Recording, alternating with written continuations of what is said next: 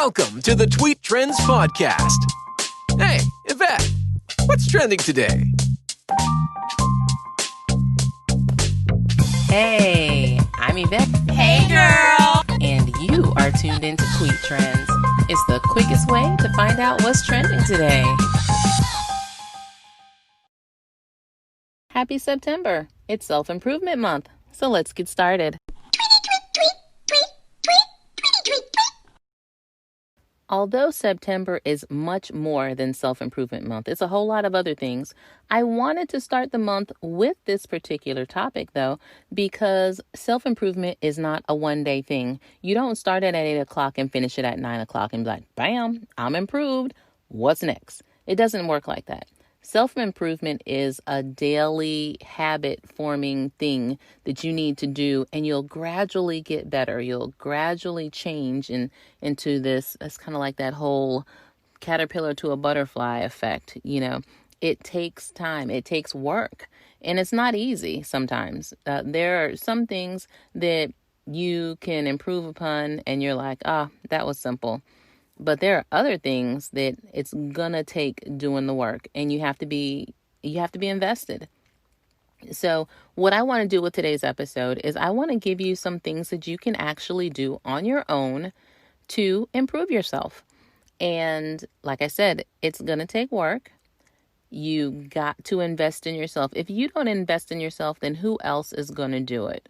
So let's just take the time and do the work, do our due diligence, and hopefully we'll all come out improved on the other side. Even if it's just a little bit. A little bit is more than none at all. Make good use of your time. Time is a resource that is non-renewable. We cannot get more time. We cannot add more time to our day. Therefore, each one of us has the exact same amount of time every single day. And the only way you can get more than what you currently use is if you get up earlier in the morning and you stay up later at night, which isn't necessarily going to make you more productive or allow you to improve yourself in any kind of way. Because if anything, you'll probably end up hurting yourself more than helping for lack of sleep. But that's a completely different episode. So make good use of your time. You may want to consider practicing gratitude. Write a note to somebody thanking them for something. Even if it's something as simple as, just acknowledging something. So let me fast forward a little and then I'll come back to that. Another way that you can make good use of your time is to use that time to exercise. Do something for your body, for your physical. Even if it's just taking a walk around the neighborhood, it's time where you can get out and smell the fresh air and give yourself a moment to think, process things, check in with yourself. And say, like, while you're out on a walk, you go past this house every day, and it's well manicured yard and they have cool stuff out there. And when you walk past that yard, it gives you like a good feeling. Why not show some gratitude to the people that live in that house by writing them a little note and, leaving it on their doorstep or something, just to say, hey, thank you for all you do in keeping your yard nice, because it gives me such a peace when I walk past it that it just really makes my day.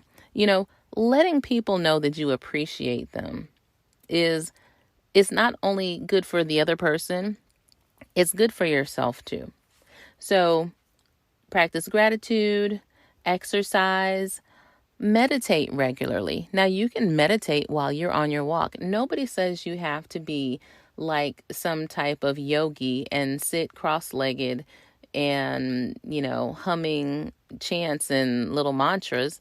That's not necessarily how you have to meditate. Meditation can be something as simple as a prayer. You don't have to go all out for it. So make good use of your time, exercise, meditate, practice mindfulness, and especially when we eat. I think that is the best time to practice mindfulness. Enjoy each bite. Chew it. Enjoy it. think about all the different flavors and just be mindful. Be a mindful listener. When people talk to you, when you listen to my podcast, listen to my voice. What are you getting from it? Can you hear my smile? Can you envision what does it give you? How does it make you feel? And then on top of that, self-care. That is another key one. If you don't take care of yourself, you cannot take care of anyone else. You're not going to be any good for anybody else if you don't take care of yourself. So in all of those things, any one of them, all of them, just pick one and chip away at it. And then once you feel like you've gotten to a place where that's automatic, where you automatically do things for yourself, then add something else on. Rome wasn't built in a day.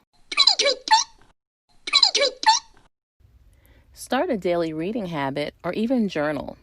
You can start with maybe positive affirmations or Beatitudes. You can just go straight to the Bible and come up with your positive affirmations there. There's plenty of them to pick from. And then from there, make sure you have a growth mindset. And that can be a part of your reading as well. Look for ways to continue to grow. If you have a fixed mindset, then you're of the impression that whatever I was born with, whatever those gifts are, then I can't move beyond that because that is just not possible. But a growth mindset says, you know what? I started off here at point A, and I'm going to work at it to eventually get to point B. And, it's amazing to me how people can have fixed mindsets when you look at a child and how a child goes from being this little person that can't do anything for themselves, that they grow up to be doing so much. And it's amazing. So how you could have a fixed mindset is mind-boggling to me. Like that's just not even how life works. Everyone can get better. Everyone can do better. But you have to try. You have to actually put forth the effort. So in doing that, another thing you can do is measure your progress. You have to have some type of analysis to be able to look to see what you're doing, where you've been, where you're going. Oh, and on top of that, where you're going, you have to have goals. Without a goal, then how do you even know where you're going? When you get in your car and you have to go someplace, don't you have to know where you're going? You just can't get in the car and expect the car to drive you there, even though people are trying to make cars that do that. That's just not how it works. So all of these different little things here. Now, I know I'm throwing a whole bunch at you all at one time, but all you have to do is start at one. Just start at one. Pick something. Think about yourself. Kind of, get a piece of paper and jot everything out. What do you see? Or better yet, make a vision board. Make a vision board and put all of the things on it that you want to improve at, the things you want to get better doing, the ways you want to be better to yourself. Put those on your vision board. And there's nothing to say, once again, that you have to jump on every single one of them all day, every day. Pick one thing. It's going to be right there staring you in the face. And then say you want to back off from one, go to one of the others. Come back to that one. It's okay. We got time, or at least we like to think that we have time. But once again, time is not renewable. So you can't waste the time. The more you sit around and do things that don't align with your priorities and your goals and your values, that's time lost. So make sure you do what you can to align yourself so that you are doing the best for yourself. Once you're doing the best for yourself, then you can do better for other people. And once you can do better for other people, imagine how that's going to change the world. All right, well, that was today's episode of Tweet Trends. Before I go, I do want to bring attention to a particular group. It's called Pretty Girls Sweat. PrettyGirlsSweat. That's the website, that's the IG, and I'm pretty sure they're on Twitter as well. But they have this initiative right now called Sweat Makes Sense. And it's all about doing something positive for yourself, improving yourself fitness-wise, and then making a difference in the community in regards to childhood obesity prevention programs, because this is also Childhood Obesity Prevention Month. So what do? You go to the charity.gofundme.com, the initiative for Pretty Girl Sweat. It's where you do 100 jumping jacks. You challenge 2 of your friends to do it, and you make a $10 donation to the GoFundMe for charity. From there, you can post it. They do want you to post a video and use the hashtag Pretty Girl Sweat, as well as Sweat Makes Sense, SWEATMAKESCENTS. And I think it's a really great thing to do. $10. If everybody chips in $10, their goal is to raise $25,000. Easy day, right? And on top of that, you did something to improve yourself. So get out there, do that. Head on over to Twitter. Follow me at Hey Yvette. That's at HEYEVETTE, or just look for the hashtag Tweet Trends. You can also find the information about Sweat Makes Sense there as well. I'll put a post on IG and on Twitter just to make it easy for you.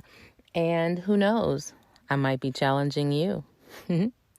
All right. Have a great day, and I'll see you back here again on Thursday.